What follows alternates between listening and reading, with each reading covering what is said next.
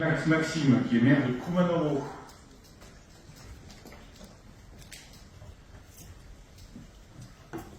Poštovani domaćini, poštovani organizatori na ova međunarodna konferencija, jaz imam podgotveno jedna kusa prezentacija koja je možno da je pušta pred da vam svoje izlaganje.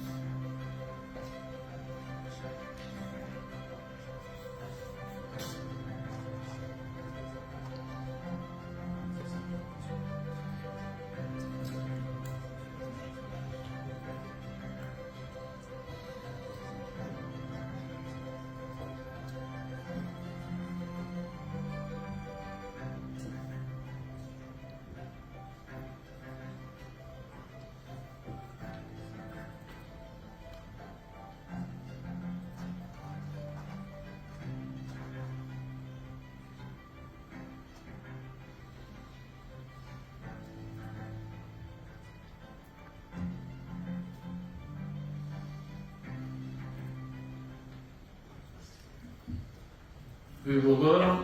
Општина Куманово е најголемата општина во Македонија, во која што живеат 11 различни етнички заедници.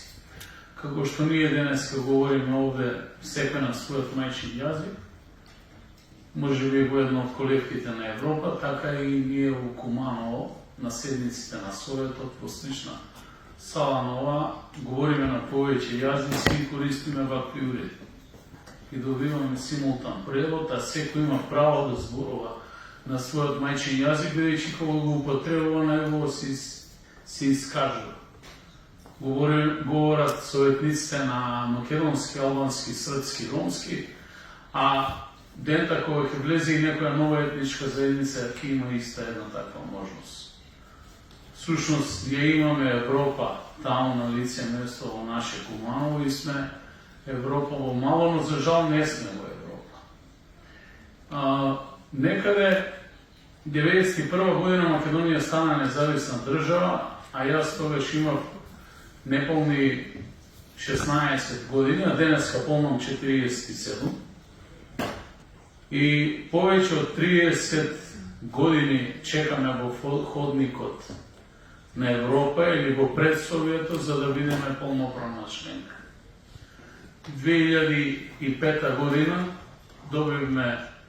поднесуваме барање, пред повеќе од 10 години добиваме кандидатски статус, поминавме трновит пат, имавме проблеми, се обидовме сами да ги решиме, некои од нив и со медиација, но за жал се уште чекаме. И кога ќе го слушам терминот Западен Балкан, да кажам искрено од срце, ми смета, затоа што ние сме југоисточна Европа и јас се доживувам себе си, а и моите граѓани се доживуваме себе си за составен дел од Европа и Европјани. Мојот град се наоѓа на 3 многу битни европски коридори и поминуваат низ центарот на градот, коридорот 8, коридорот 10 и железничкиот коридор Балкан Експрес, кој што тргнува од Хамбург, а завршува во Атина. И ние Европа ја имаме всушност со почетокот на тој коридор. Но кога дојдовме овде, патуваме преку Базел, и кога дојдовме на аеродромот во Базел заедно со моите колеги, избравме да одиме на граничниот премин на европската граница, не на швајцарската, и чекаме повеќе од 45 минути, за да поминеме повеќе од 50 луѓе на пасошка контрола, но за жал гледавме како луѓе кои што поседуваат швајцарски или европски пасош минуваат за 2 до 3 минути на автоматското скенирање на пасошите и се прашуваат себе си, а зошто и јас да не можам вака и зошто и моите граѓани да не можат вака. Значи, ние денеска овде сме сите во оваа сала, заедно со вас, нашите домачини, првенствено луѓе. Дополнително, дел од нас се балканци, како што ние си нарекуваме, со нашата голема и предолга историја, која што имаме и премногу, како што Черчил рекол, а немаме можност ни целата да ја консумираме колку е голема. Но во составниот дел на таа балканска историја е токму и Европа, бидејќи сите големи битки, многу важни битки из историјата се случиле токму на тие наши простори, кај што ние сме се родиле и кај што сакаме да се раѓаат нашите внуци и правнуци, а не секојдневно да мигрираат по Европа. Бидејќи ние ги изгубиме најголемите умови, во чие што едукација и образование всушност вложуваме последните 30-40 години. Ние денеска во нашите држави немаме кој да не лекува, затоа што сите лекари се тука. Не сакаат да работат во Македонија за 600 и 700 евра, туку сакаат да работат за 5, 6 и 10 000 евра месечна плата во Европската Унија. И јас тоа го разбирам. Дополнително немаме кој да ни нацрта проекти, градежни проекти, затоа што сите градежни инженери заминаа од нашите простори. И ќе дојде моментот кога ќе имплементираме и тврди проекти, како што велиме согласно предпристапните преговори, стратешки проекти и ИПА фондови, но ќе нема луѓе кои што ќе треба да ги нацртаат проектите, затоа што овие млади луѓе кои што ги видоме претходно на презентацијата, ќе завршат високо образование и ќе заминат за Европа, ќе немаме градежни инженери. Па ќе мораме од нашите луѓе да побараме услуга од надбор како консултантска услуга, која што ќе биде скапо платена повторно со наши европски пари, за бидат изготвени едни такви проекти, а ние впрочем да можеме да аплицираме за самите европски фондови, за да постигнеме соодветно ниво на развој на нашите локални самоуправи, како што се европските, и еден ден и де факто да видиме на Европа. Но при тоа мора да нагласам дека Шумани некога ја градеа, барес јас така учев по европско право. Кога ја градеа Шумани Моне Европа, ја градеа врз база на принципи взаемно почитување.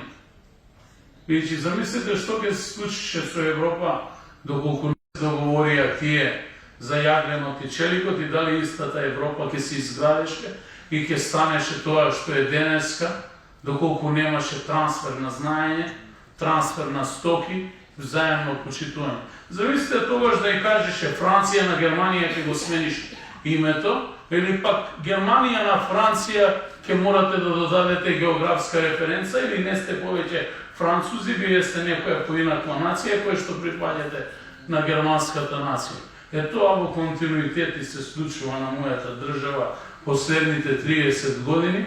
Длабоко сум повреден и јас и моите граѓани и сите во регионот поради големите непринципиелности, не само заемни на Балканот, но првенствено непринципиелностите кои доаѓаат од Брисел. Зошто? Затоа што беа примени земји членки токму од тој регион на Европа, од југоисточната Европа, каде што имаше земји членки кои што не беа развиени на ниво на некој однос, но сепак се денеска полноправни членки и се наоѓаат за право да ги блокираат останатите.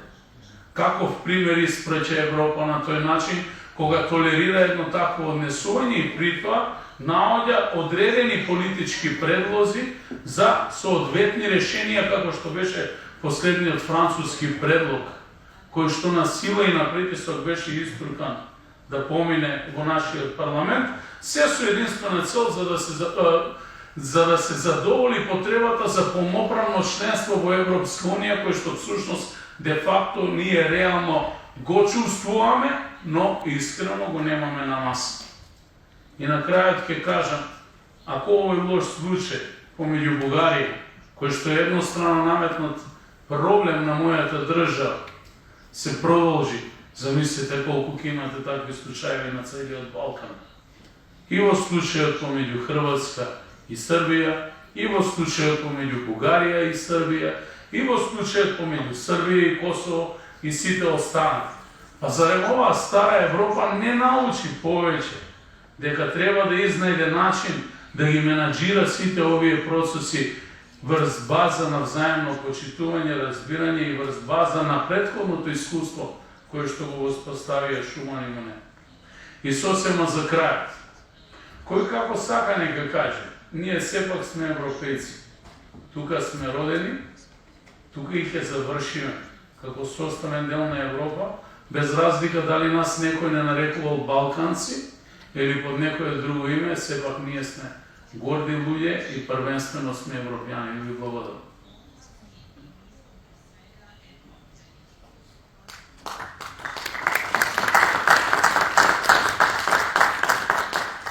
Ja